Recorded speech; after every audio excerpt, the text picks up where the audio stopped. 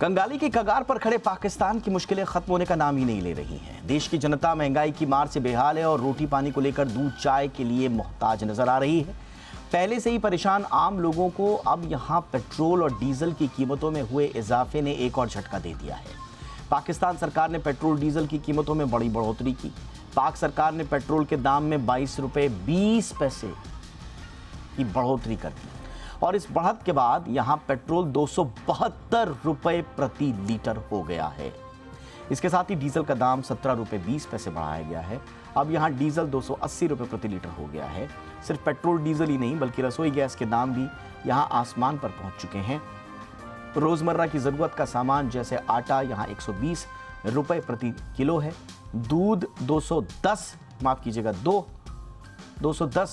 रुपए प्रति लीटर और टमाटर जो है वो 130 रुपए प्रति किलो पर पहुंच गया है। पाकिस्तान ने पेट्रोल और डीजल के दाम ऐसे वक्त पे बढ़ाए हैं जब यहां पहले ही महंगाई आसमान पर है। ऐसे में सवाल ये उठता है कि जब पाकिस्तान में पहले से ही महंगाई चरम पर है तो क्यों और दाम बढ़ाए गए। इसका जवाब एक ही है, IMF की मदद की दरकार। जी हाँ, दरअसल पाकिस्तान IMF से मदद की गुहार लगा रहा है। हालांकि IMF ने मदद देने के लिए कुछ शर्तें रखी थी।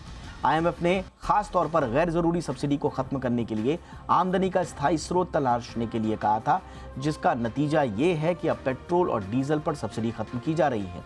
बुधवार को पेश किए गए मिनी बजट में 170 अरब पाकिस्तानी रुपए के नए टैक्स लगाए गए हैं। IMF ने ये डिमांड इसलिए रखी थी ताकि पाकिस्तान अपनी अर्थव्यवस्था को सही दिशा में लेकर जाए और उसे कुछ गारंटी मिले कि कुछ कमाई करेंगे, सब्सिडी में नहीं दे देंगे सारा पैसा। किसी भी देश की अर्थव्यवस्था को सही दिशा में ले जाने के लिए जो कदम उठाने पड़ते हैं उससे महंगाई होती है। गैस, बिजली, पेट्रोल पर दी जाने वाली सब्सिडीज खत्म करनी पड़ती है और इन कीमतों में बढ़ोतरी की वजह से स्वाभाविक रूप से ये जो स्थिति आई है वो होनी थी। लेकिन पाक सरकार का वित्तीय घाटा कम होने के इससे आसार भी हैं। आपको बताएं कि पाकिस्तान का विदेशी मुद्रा भंडार श्रीलंका की तरह ही लगभग खाली हो चुका है। पिछले हफ्ते ये गिरकर 3 अरब डॉलर से भी नीचे पहुंच गया था। यानी कि पाकिस्तान के पास अब देश चलाने के लिए 1 महीने से भी कम वक्त का खर्च बचा हुआ है। अब पाकिस्तान को सिर्फ IMF से मदद मिलने की उम्मीद ही बची है। इसलिए ये पेट्रोल डीजल की कीमतों में सब्सिडी का खत्म करने का ऐलान किया गया। लेकिन पाकिस्तान के ये जो आंतरिक हालात हैं ये क्या बता रहे हैं, और क्योंकि हमारा पड़ोसी है और ऐसा पड़ोसी है जिससे हमेशा हमें कोई ना कोई दर्द मिलता रहता है, एक सरदर्द की तरह है, तो ऐसे में अगर वहाँ हालात ख़राब हो रहे हैं तो हमारे लिए ये कौन सी स्थिति है। क्या ये कंफर्टेबल पोजीशन है हम लोगों के लिए, या हमारे लिए भी थोड़ा और चिंताएं बढ़ रही हैं। इस पर बातचीत करने के लिए इस वक्त बहुत ही खास मेहमान हमारे साथ जुड़ चुके हैं। विदेश मामलों के जाने माने जानकार SD मुनी सर हमारे साथ जुड़ चुके हैं। मुनी सर, गुड इवनिंग, बहुत बहुत स्वागत सर। कैसे एनालाइज करेंगे सर पाकिस्तान की सिचुएशन को? एक्सपेक्टेड लाइंस पर तो है, क्योंकि IMF की मदद आपको चाहिए तो ये आपको कदम उठाना था, लेकिन क्या सिचुएशन जो है वहां पर वो सुधरती हुई नजर आएगी इसके बाद, या और बिगड़ती भी आप देख रहे हैं सर? सुधरती हुई तो खास नजर नहीं आएगी, लेकिन IMF के असिस्टेंस से जो उनकी डेट सिचुएशन है वो कुछ ठीक होगी, लेकिन इसका जनता में बहुत बुरा असर पड़ सकता है। मैंने बहुत सारे बयानात पढ़े हैं पाकिस्तानी अखबारों में भी कि वहाँ का आम आदमी गेहूं को लेकर, पेट्रोल को लेकर, दूध को लेकर जो सब आपने बताए हैं, बहुत चिंतित है और बहुत परेशान है। लोग 2-2 दिन से खाना नहीं खाते हैं। गरीब लोगों का ये हाल है। और इलीट लोग हैं जो पहले ही संपदा लेके रखे हुए हैं, उनको ज्यादा इसका असर नहीं होगा। और यही वजह है कि IMF ने ये कंडीशन रखी। आपको याद होगा IMF बात कर रहा था पाकिस्तानी अधिकारियों से और बातचीत बीच में छोड़कर अब IMF ने ऑनलाइन डिस्कशन करना शुरू कर दिया, क्योंकि उसके पहले ये कंडीशन लगाई कि आप इस पैसे को इकट्ठा कीजिए और अपने साधन बढ़ाइए, वरना हम कुछ नहीं करेंगे। इसकी सबसे बड़ी एक वजह यह है कि पिछले कम से कम 3 IMF लोन्स जो दिए गए थे, उसमें जो कंडीशंस IMF ने लगाई थी वो पाकिस्तान ने नहीं मानी, और इसीलिए इस बार IMF ने बहुत स्ट्रॉन्ग स्टेप लिया है, जिसकी वजह ये है कि वहाँ के हालात बदतर हो सकते हैं। वहाँ आंतरिक शांति बिगड़ सकती है। वैसे भी टेररिज्म वहाँ बढ़ रहा है TTP का, तो ये देखते हुए स्थिति खराब है पाकिस्तान में। Absolutely sir. और ये जो खराब स्थिति है, जैसा आपने जिक्र भी किया, सीरीज ऑफ डिजास्टर्स वहां पर आए, जो कैटास्ट्रॉफिक फ्लडिंग हुई वो हम सब जानते हैं, उसने कमर तोड़ी पाकिस्तान की। पॉलिटिकल पैरालिसिस आया, उसने पूरा स्थिति को अस्थिर कर दिया पाकिस्तान में। इन्फ्लेशन की स्थिति हम देख रहे हैं, और जो आपने कहा टीटीपी का जो रिसर्जेंट जो टेरर हुआ है वहाँ पर, उसका जो थ्रेट बढ़ा है, उससे एक फुल ब्लोन क्राइसिस की तरफ पाकिस्तान आया है। लेकिन सर पूरी दुनिया के लिए एक न्यूक्लियर आर्म्ड रीजनल पावर जिसे कहा जाता था, मतलब मैं कम से कम न्यूक्लियर आर्मामेंट के हवाले से तो ये कहा जा सकता है कि एक रीजनल पावर थी, तो इसका एक कोलैप्स होना, एक न्यूक्लियर पावर का कोलैप्स होना क्या क्या बताता है हमारी रीजनल स्टेबिलिटी और दुनिया के लिए? देखिए, मैं नहीं समझता हूं कि विश्व की जो शक्तियां हैं, खास तौर से जो पाकिस्तान में इंटरेस्ट रखती हैं, चीन है, सऊदी अरेबिया है, अमेरिका है, वो पाकिस्तान को कोलैप्स होने देंगे, ऐसा मेरा मानना है। ओके। कि कोलैप्स इसलिए नहीं होने देंगे कि उनके अपने बहुत सारे वेस्टेड इंटरेस्ट हैं। चीन ने बहुत सारा इन्वेस्टमेंट उसमें कर रखा है, सऊदी अरेबिया ने बहुत सारा इन्वेस्टमेंट कर रखा है, लेकिन ये कोई भी पाकिस्तान की अर्थव्यवस्था से खुश नहीं है। इसलिए उन लोगों ने भी, चीन ने भी, देखिए आजकल चीन और पाकिस्तान के बीच में भी थोड़ा बहुत तनाव चल रहा है। इस्लामाबाद से उन्होंने अपना कॉन्सुलेट वापस ले लिया। टेररिज्म को यूनाइटेड नेशंस में उन्होंने पाकिस्तानी टेररिस्ट को आइडेंटिफाई करना शुरू कर दिया। तो फर्क हो रहा है, लेकिन वो इसको पाकिस्तान को कोलैप्स नहीं होने देंगे।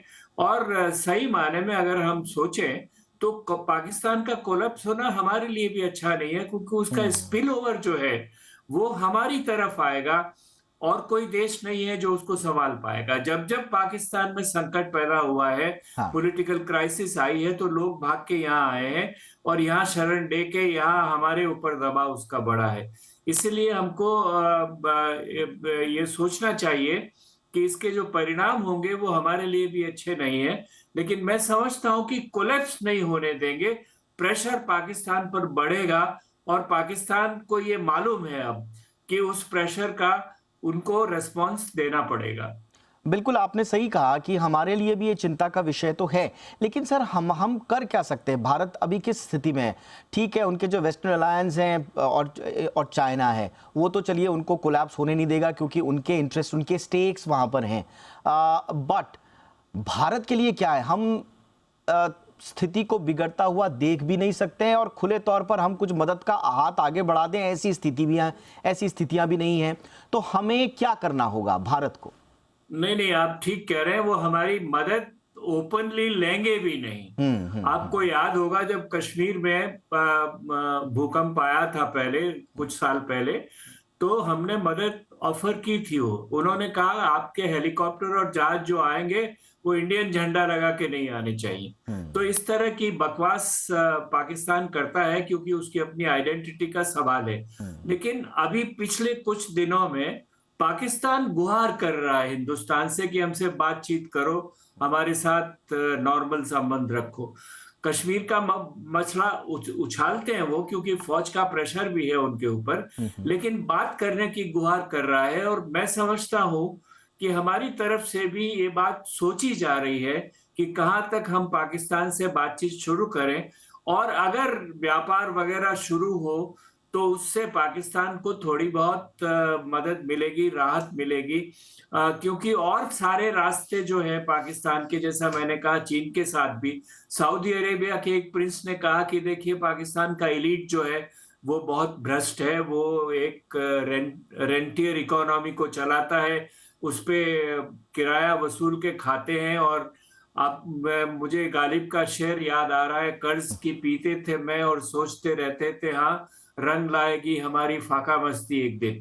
तो ये पाकिस्तान की फाका मस्ती रंग ला रही है, क्योंकि देखिए जब सोवियत यूनियन का मसला अफगानिस्तान में आया था तो करीब $70 बिलियन उनको अमेरिका से मिले असिस्टेंस के, और वो सब फौज और फौज से लगे हुए लोगों ने। और आज भी जो पाकिस्तान की अर्थव्यवस्था है उसमें सबसे ज्यादा सुरक्षित और संपन्न रिटायर्ड फौजी लोग हैं, और फौज उसका सबसे ज्यादा हिस्सा बजट का लेती है। तो जब तक इन मसलों में सुधार नहीं होगा तो पाकिस्तान का कोई निर्माण नहीं होने वाला है।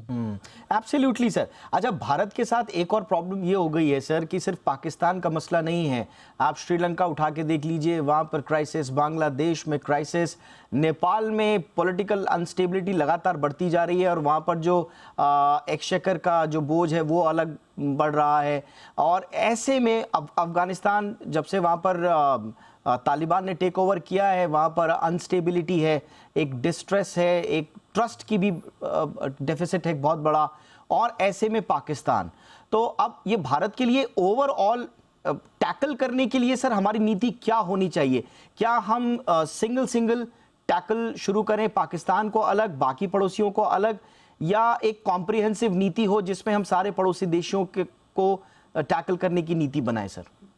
नहीं, पाकिस्तान दूसरे पड़ोसियों के साथ फिट नहीं बैठता है। हाँ। इसलिए श्रीलंका को मदद कर रहे हैं, नेपाल को मदद कर रहे हैं, मालदीव्स को मदद कर रहे हैं, बांग्लादेश को जहां तक हो सके मदद कर रहे हैं। पाकिस्तान की अलग ही कैटेगरी है और चीन की उससे भी अलग कैटेगरी है।